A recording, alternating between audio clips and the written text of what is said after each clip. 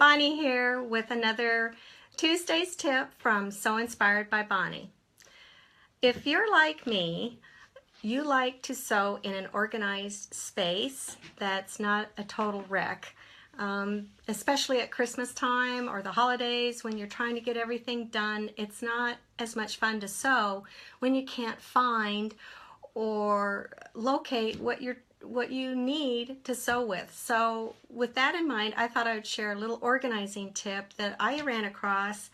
I'm fixing my computer over here, so when people sign in and if they have any questions, I'm going to be able to answer them. So you're able to find things and locate them without any issues. And a year or so ago, I ran across a tip on how to keep your bobbins from getting in a big honkin' mess like this. I used to store all my spare bobbins that I had partially wound, but I didn't want to waste them.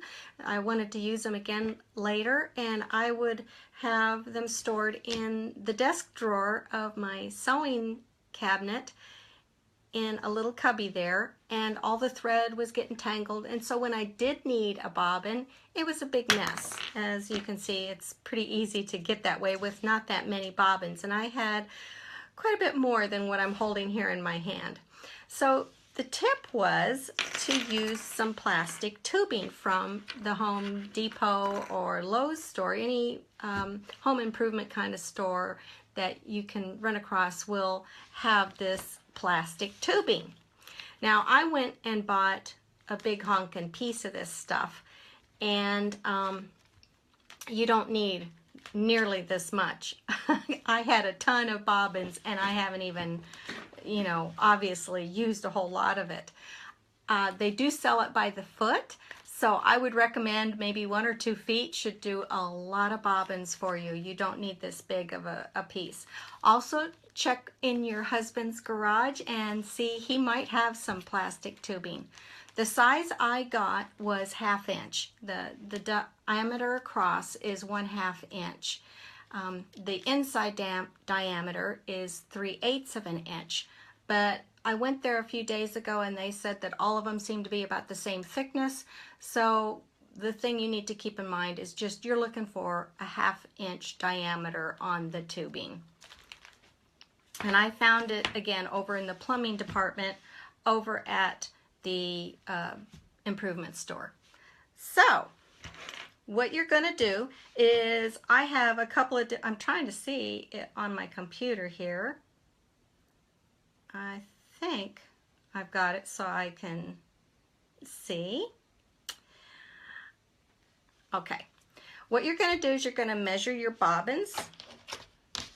And so I just took my handy little 6-inch ruler here, and you're going to measure the inside width of your bobbin. Now I have both an L-class bobbin here as well as a 15 class.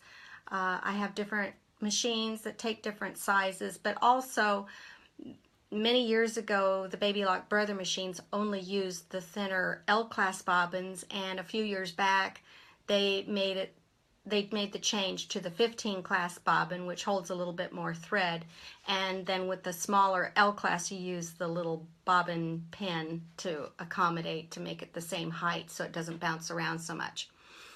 I have found that both of these, either the 15 class or the L class, which are your two most common sizes by the way, a 1/4 inch is the width that I need to cut my tubing down to. So also at the Home Depot or home improvement store, they have, and I had to ask my husband what this is called. It's called a sprinkler system a sprinkler system drip hose cutter. That's a mouthful for me. This one's made by Orbit. They're pretty inexpensive, but you just, again, at the home improvement store is where you would find these. Okay, so you're going to take the end of your tubing, you're going to take a little magic marker, and what I would do is I would measure in 1/4 inch increments, And you don't have to be super duper accurate, but I just lay my ruler on here and measure out 1/4 inch increments. So I have, I don't know if you can see those, but the little black lines, yeah, you can see them on the tubing. You're going to take, I call it a little pipe cutter, but it's a little plastic pipe cutter is what I call it. But again, it's a sprinkler system drip hose cutter. So when you go to the store, they'll know what you're talking about, because they won't know what you're talking about if you say, I need that little cutter to cut plastic stuff with for my bobbins. The guys at the store aren't going to know that we use their stuff in our sewing room. And I like to put it with this blade part up and put it right on the line. It's easier to cut this when you're standing up. And then I just go slowly and cut it off. And just cut at each line as you go along. And they're popping away from me. But anyway, you get the idea. And so there's my little piece that's cut. Now to get it on the bobbin, I take my old scissors that I use for cutting paper or things of that nature, and you just cut it in two. So now your little tube opens up.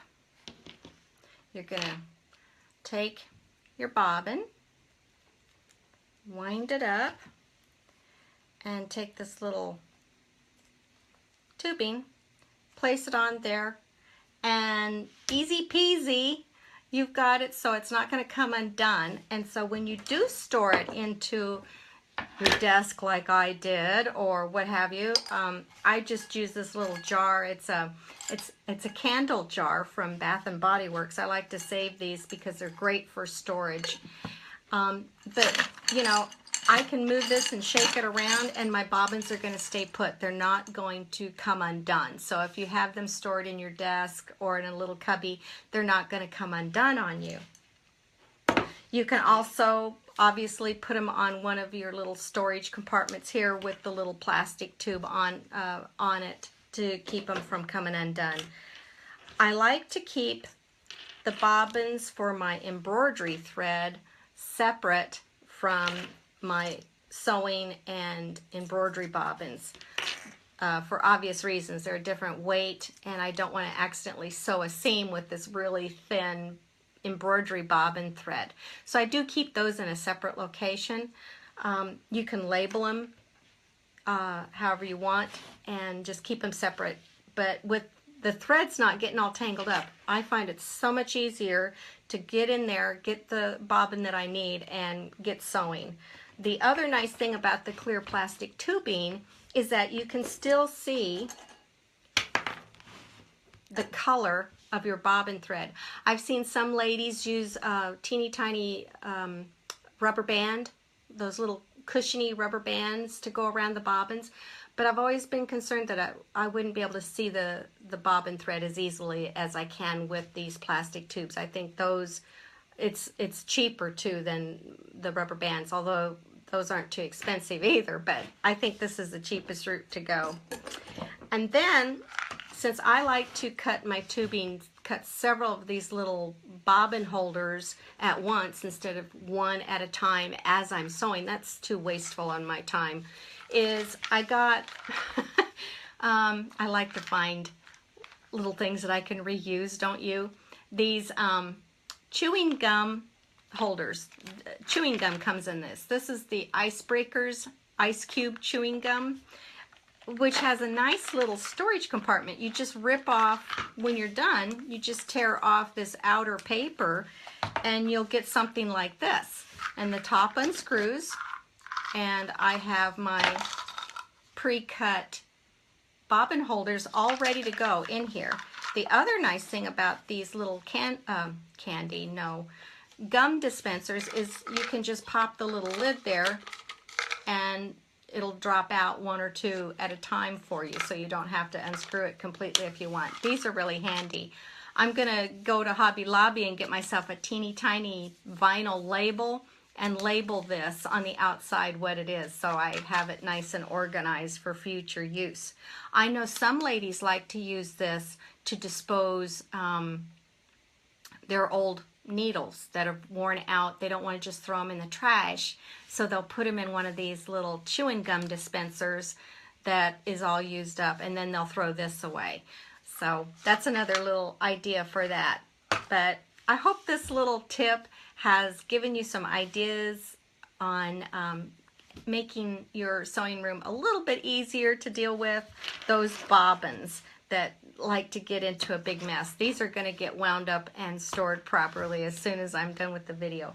I'm going to double check here and see if I can see any questions. I see some of you have signed on, but my computer is refreshing here. So I just want to make sure. Open up these comments.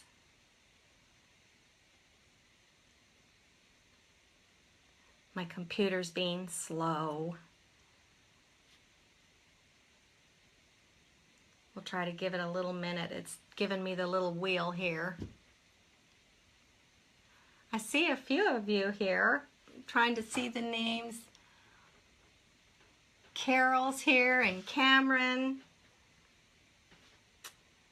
Well, what I will do, my computer is not letting me see over here. I have a laptop so that I can see, because I can't see the tiny little screen on the my telephone. So I'm trying to double up and see it on the computer, and I know some of you guys are there and I want to answer your questions. Oh, there it comes. I see Angie's with us too, and Carol and Carmen and Vicky. Oh, Carol, thanks. She said I rock, thanks. I just, you know, I'm new at this, and I just want to help you and share little tips that I've run across through the years, and maybe help someone else out there that's struggling with some of the same things I've struggled with.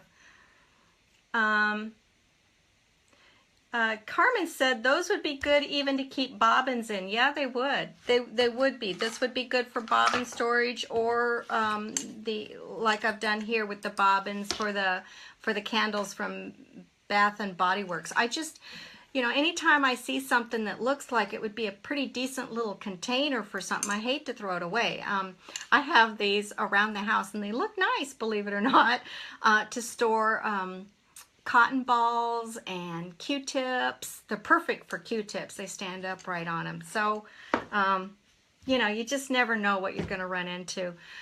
I think I've answered everybody's questions. I will keep up with this and check throughout the day and whatever to make sure that everybody's questions are answered. I hope you have a really great Tuesday, and I will see you next Tuesday, 11 o'clock Central Time. Please make sure to sign up for our newsletter. You can do that at sewinspiredbybonnie.com. Sign up for our newsletter. We sometimes have free designs, sometimes free project ideas. And again, the links for these videos are on those newsletters as well. So you want to make sure to sign up for that, for any special sales that we might have as well. So until next Tuesday, bye-bye for now. Have a great week.